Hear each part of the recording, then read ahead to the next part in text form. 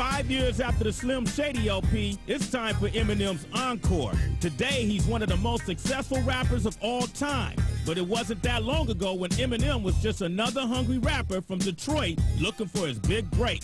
During one of the open mic nights, EPMD was up there. You know, we were so geeked to get in there and play our demo. So we caught them in the elevator, and we had a radio with us, and they was like, you could tell they was, you know, in a hurry to get somewhere. So they was like, yeah, it's cool. You know, keep up the good work, whatever. And just by them saying that, and just by us seeing them, you know, that was a big moment for you back then, right? It was a little bit starstruck. He didn't know it then, but Eminem would soon be getting more than just words of encouragement from hip-hop's heavyweights. Just a couple of years later, little-known Marshall Mathers got a call from the Godfather himself.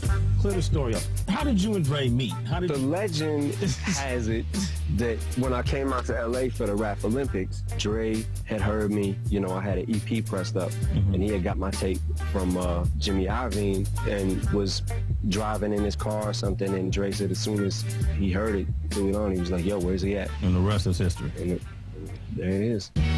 Okay, so you're a broke, hungry rapper, you feel like you'll never blow up, and suddenly you're in the studio with the greatest producer in the history of hip-hop? Come on, man. Was you surprised by the chemistry you guys had in the studio? I mean, what was that like the first time you came in? Were you nervous? And I was anxious, too. Like, everything that he threw a beat onto was just like, yo, let me go in the booth. And if I didn't have something that went to that beat, I'd write something right then and there. I knew that I had to give it everything I got to the 10th power. I mean, this man is a legend, you know what I'm saying? And I got so much to live up to. I gotta be the illest. Coming real, it's the next episode. When you guys teamed up, it seemed like it was mutually beneficial because, you know, Dre is Dre. Hands down, one of the best producers ever. But you also helped him be relevant. Would you agree? Dre has said that to me before, but like in a real sense, I had nothing, and Dre would have been cool. Dre would have been straight without me. You know what I'm saying? If it wasn't me, he probably would have found somebody else. But he saved my life, and like I never forget that.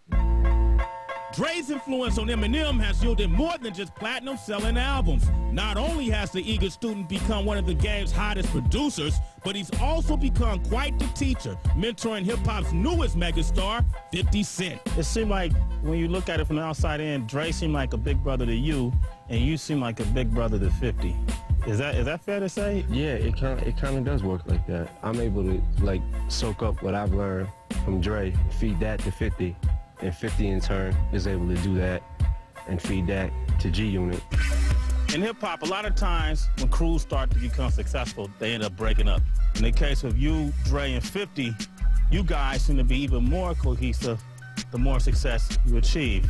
I mean, what's the secret? The secret to it is basically loyalty.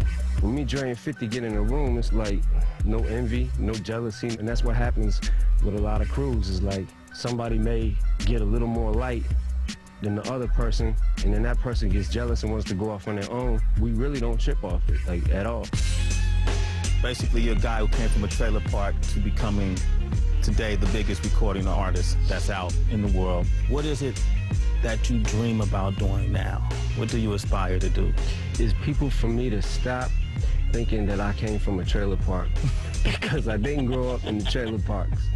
I did live in trailer parks for a short period of time, from here and there, but I bounced around a lot. But my contribution to this game is to help the growth of hip-hop and build it. From the pioneers since Run DMC to the Beastie Boys to LL, they all played a part in my upbringing just as well as I may have in, you know, Lil Jammy from Idaho, who we don't know about right now, is 13 years old, you know what I'm saying?